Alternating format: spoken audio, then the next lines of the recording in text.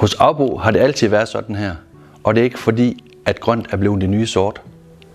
Det ligger helt naturligt i vores måde at tænke på og agere på, og har gjort det siden 1985. Det at arbejde bæredygtigt er egentlig noget, vi altid har gjort. Vi arbejder på en måde bare med fornuft. Bæredygtig status er et katalog over de indsatser, vi gør, og den samler på sin vis op på, hvordan Aubo agerer i forhold til omverdenen, i forhold til lokalsamfundet, i forhold til vores medarbejdere og vores kunder. Hej, jeg hedder Heidi, og jeg er indkøbsansvarlig ved Aubo. Ordet omhu er nok det ord, som allerbedst beskriver måden, vores køkkener skabes på. Vores køkkener skal jo bare helt grundlæggende være nemme at leve med. Både for os mennesker og for kloden. Det er vigtigt for os, at vores produkter er sunde at leve med. Altså ikke spreder gifte eller gasser, men bare daglig glæde. For at dokumentere netop det, er ca. 95% af Aubos sortiment i dag BREEAM-dokumenteret.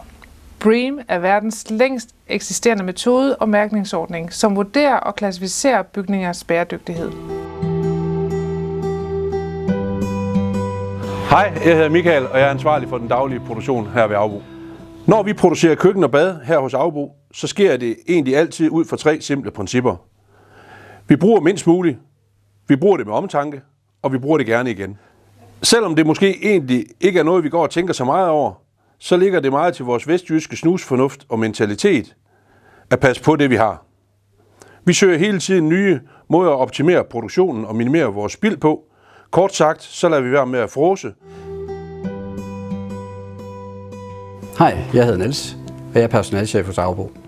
Vi er jo en dansk familieejet virksomhed, og det er nok altid ligge i Aubos DNA, at vi er en virksomhed, der er præget af lighed, albuerum og tolerance. Vi forsøger meget målrettet at skabe en arbejdsplads med både rummelighed og mange forskellige typer medarbejdere. Vi har f.eks. mange nationaliteter, flexjobber, lærlinge, elever og seniorer, og det er vi både glade for og stolte over. For os handler det om som virksomhed at agere med begreberne omhu, omtanke og omsorg.